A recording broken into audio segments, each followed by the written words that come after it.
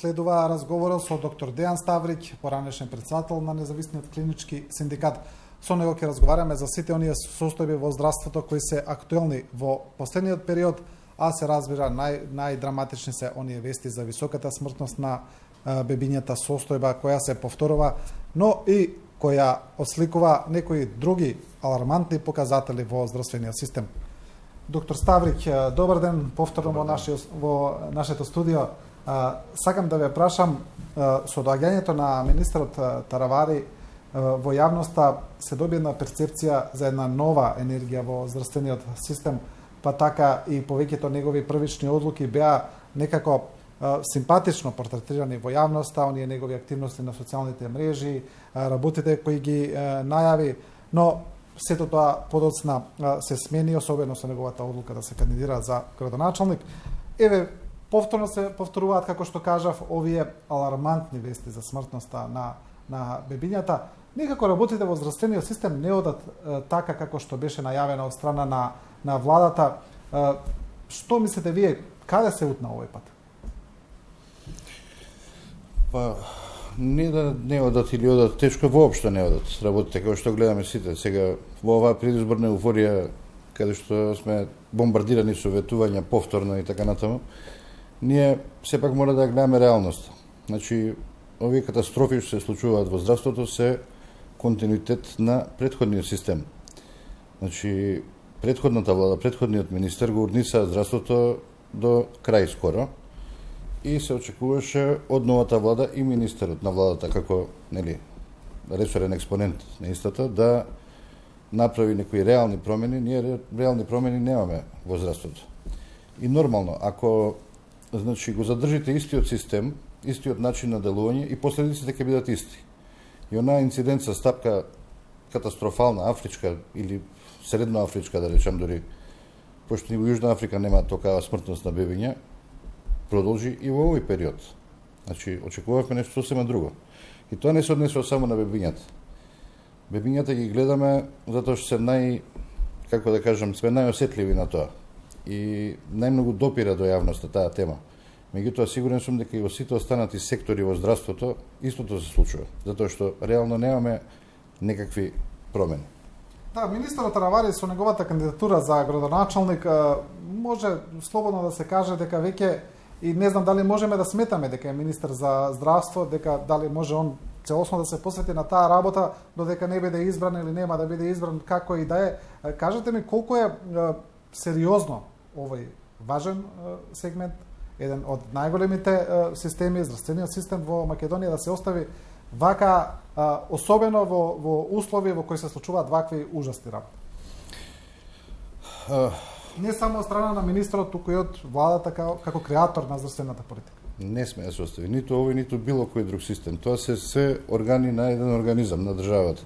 Значи, ни еден систем, поготово овој што спаѓа во капитални, во витални делови на општеството како систем, не смеат да бидат занемарени заради некакви други обврски. И каде што луѓе директно умираат.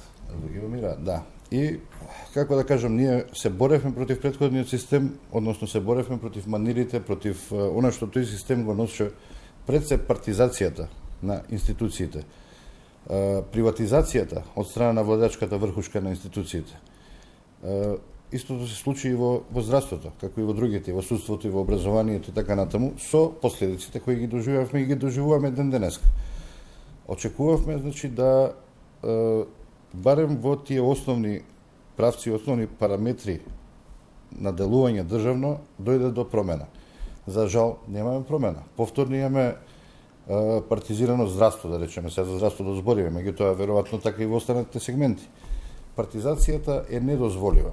Значи, кога се бираат од министер, па натаму раководители, така натаму, основен критериум треба да биде стручноста и квалитетот, образованието и други некои карактеристики кои треба да го красат тој кадар. За жал, ние добивме кадар, управен кадар во здравството, кој е континуитет на претходниот кадар, континуитет на претходните директори, континуитет на претходниот бизнис, да речем, штетен бизнис, кој секојдневно не чини животи и здравје сите нас. Значи, оние веледрогери кои беа познати за паралелен увоз и така натаму, сега имаат директно своји, па и фамилиарни членови, експоненти на управни места на клиниките. Да, вие веќе ја критички ја обсервиравте кадровската политика, особено во здравствените институции, велите дека сега веледрогериите уште повеќе продрле во тој систем од порано. Не, само пратите ги тендерите и случувањето на набавките. Ќе видите дека нема никаква промена во тоа.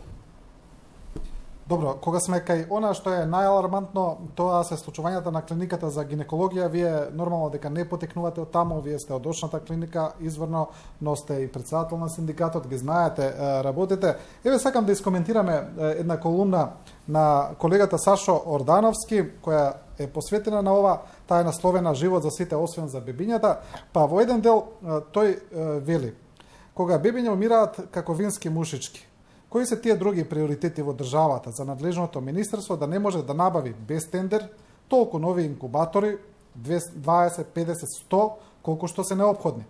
Всушност, зошто веќе вчера, итно и без одлагање, не се набавени тие неопходни апаратури?" Прашањето е, после надзорот на државниот санитарен и здравствен инспекторат на клиниката, детектирани се проблемите на клиниката, што треба да се направи, што укажува дека тие работи постојат одамна, за тие работи се знае, а умреа стотици деца. Каде е одговорноста сега? Тешко е нешто на Ордановски да му се додаде, кој ќе каже, значи он генерално све кажал во тој дел. Одговорноста секако е во Министерството за здравство. Значи, по дефиниција, тоа е институција која е контролор на работата на здравствените институции, вклучително и клиниките. Значи, пак ќе повторам, ако реално не направите промена во начинот на работа на клиниките, кој досега беше катастрофален, како и на другите здравствени организации, катастрофален не само по лична одговорност на раководителите кои се задесиле во прошлиот или во сегашниот систем, туку катастрофален во смисол на зададените рамки законски во кои треба да работи на институција, на раководителна институција и така натаму. За жал, ќе повторам, сето тоа беше базирано на некакви партиски, кабинетски замисли, идеи, проекти, така натаму, а не на реалност и не на стандарди за болничко лекување, за поликлиничко, амбуланско и така натаму. Не за стандарди за терцијарно здравство кои генерално, сега искрено да збориме, скоро и да ги нема на ниједна од клиниките, ниту во клиничките болници и така натаму.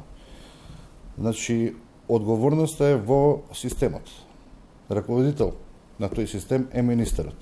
Морам да кажам, има и светли точки. Заменикот министер Чакаровски е исклучителен лекар и исклучителен раководител со исклучително добри идеи за реформи, меѓутоа со, за жал, малци ингеренции за тоа. Односно, она другата страна е многу позастапена.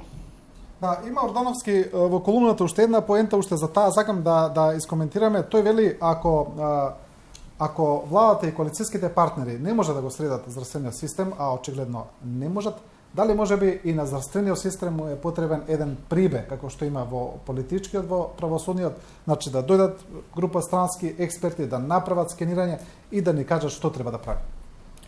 Тоа е една можна опција за санација на здравствениот систем. Се разбира доколку има неопходна потреба од тоа и доколку тоа не е спроведено преку владата, преку било која влада.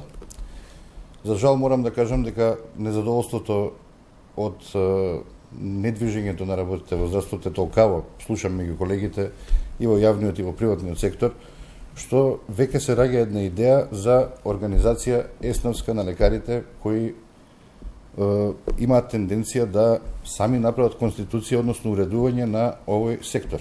Затоа што и лекарите, и пациентите, сите ние сме жртви на одредени чинители кои мислеле овака или онака, успут се изгубиле многу животи, многу здравје, многу стотици милиони евра и така натаму, а времето си оди и тоа продолжува на тој начин. Така да, тоа што кажавте дефинитивно држи, меѓутоа да оди на една реална основа, не преку кабинет, не преку министерство, не преку влада евентуално, на некој друг начин. Значи независни експерти. Да, затоа што знаете како, Истите луѓе кои не избиваа од кабинетот на Тодоров, сега се распоредени по кабинетот на Заев, по кабинетот за Министерството за здравство и така натаму. Истите луѓе. Сакам ова што го кажавте дека лекарите размислуваат за еснафска организација, можете ли ова да го појасните уште малку? Се работи за некаква организација како што е лекарската комора или организација која би била насочена кон реформи во здравството? Не знам, сега за сега тоа е една идеја, меѓутоа многу масовно посакувана и поддржана, да речем. Зашто? Затоа што дефинитивно постои масовно незадоволство, не само меѓу лекарите, и меѓу пациентите. И јас како пациент би бил незадоволен од сите досегашни министри, поготово претходниот. Постои незадоволство и од, да речем, оние асоциации наши, синдикатите, комората и така натаму. Тоа незадоволство тлее, да речем, меѓу колегите, затоа што дефинитивно интересите на струката не се задоволени. Има уште едно... Не личните интереси, да се разбереме. Интересите на струката, по тоа подразбирам интересите на лекарите и на персоналот, на сите други специјалности, да речем, кои работат во здравствениот систем како професионалци, и интересот на пациентите. А тоа е добра здравствена услуга, чиј квалитет постојано се влошува целиот овој период. Има уште едно размислување во однос на проблемите во здравството, а тоа е дека без разлика што и да се направи во здравството во Македонија, здравствениот буџет едноставно нема доволно пари да го задоволи нашиот солидарен здравствен систем, каде што сите се осигуреници, да сите им следува бесплатна здравствена заштита во рамките на пропишаните правила, нели? И дека без разлика каква реорганизација ќе се направи, дека повторно нема да има доволно пари, дека мора да се зголеми буџетот. Мислите ли вие дека е тоа така или сепак е потребна само реорганизација?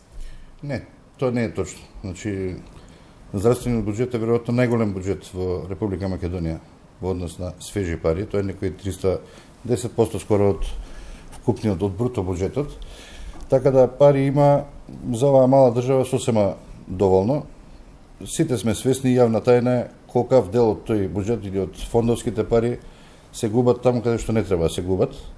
И пак се враќаме на почетокот на разговорот. Значи пари има доволно. Организацијата на парите е сосема друга работа. И дефинитивно оној кој е финансиер на здравствениот систем, тоа е Фондот за здравствено осигурување, мора исто така да претрпи сериозни реформи. Со ова ме подсетивте на една изјава на министерот Тодоров, кога дојде прв пат како министер. Една од првите изјави му беше таа: пари во здравството има, но се губат, а ние ќе ги најдеме, но се чини дека за време на неговиот мандат не ги најде. Така се чини. А може би ги нашли. Доктор Ставрик, ви благодарам за овој разговор. Благодарам и вас.